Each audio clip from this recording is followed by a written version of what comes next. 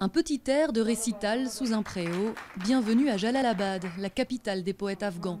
Chaque vendredi matin, jour de repos en Afghanistan, ces hommes se retrouvent et s'affrontent à coups de poèmes qu'ils ont parfois mis des jours à écrire. Dans un pays en guerre depuis plus de 30 ans, pas toujours facile de se détendre, mais la jeunesse de Jalalabad sait trouver les mots.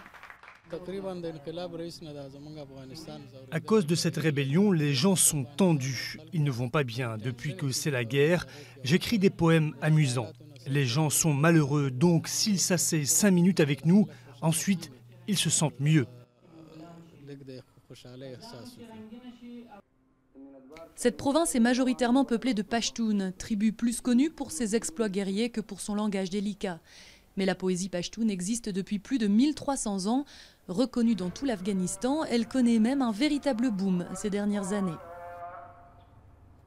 Je pense que ces 3 décennies de guerre ont renforcé notre poésie et que la guerre a donné naissance à plus de poètes. Vous voyez, avant la rébellion, il y avait très peu de poètes ici. Et maintenant, si vous interrogez 3 personnes au hasard, 2 d'entre elles sont poètes et la 3e adore écouter de la poésie. À l'université de Jalalabad, pourtant réputée très radicale, les cours de poésie pashtoune affichent complet. Désormais, les étudiants sortent des figures imposées du genre. Les thèmes de l'honneur et du combat sont moins présents que chez leurs prédécesseurs.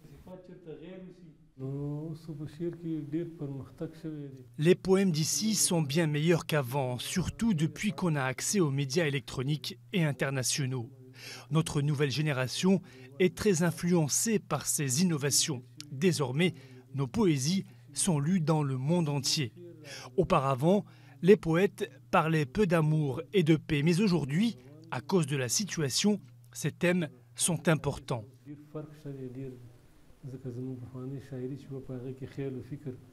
La poésie reste un loisir pour ces hommes, impossible pour eux d'en vivre. Mais après des siècles de tradition orale, ces poètes afghans d'un nouveau genre couchent sur le papier leurs rêves de paix.